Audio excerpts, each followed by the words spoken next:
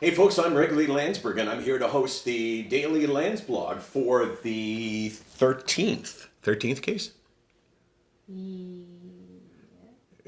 you didn't sound very sure of it. Hello? Yes. 13th of October 2019. It's actually Landsy here in Wrigley. I tweeted something out, and unfortunately, I think it was a little bit too subtle. So there's people who just showed kindness, and I'm not sure the point that I was trying to make wasn't lost. So here's what I tweeted out. Hey, I know somebody who has an abscessed and infected tooth and can't do anything but moan in pain. His life is on hold. He can't even work, but he can't find a dentist who will treat him until next March, and he can't afford treatment now. Oh well, he can wait.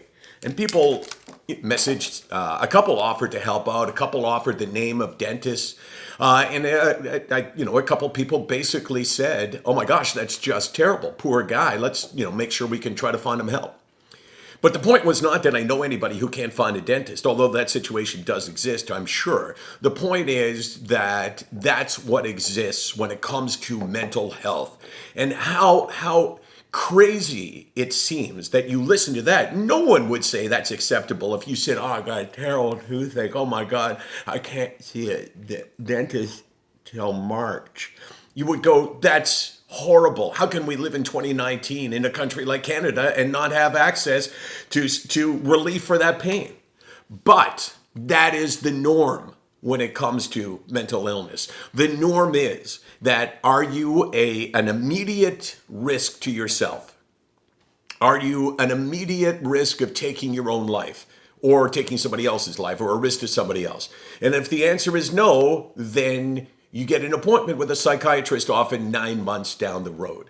And that is beyond unacceptable. But even worse than that is the idea that, yeah, not everyone needs to see a psychiatrist. Some people can really be helped by a psychologist.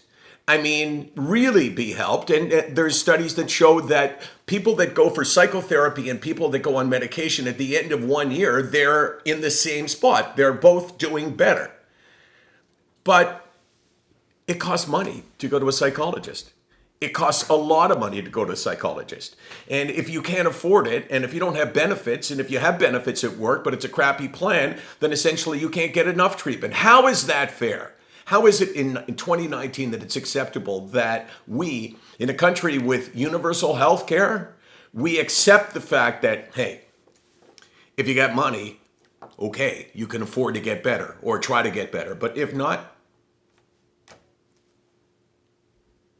SickNotWeak.com, 24 hours a day, 364 days a year. We're here for two reasons. Number one, to prove we know the date.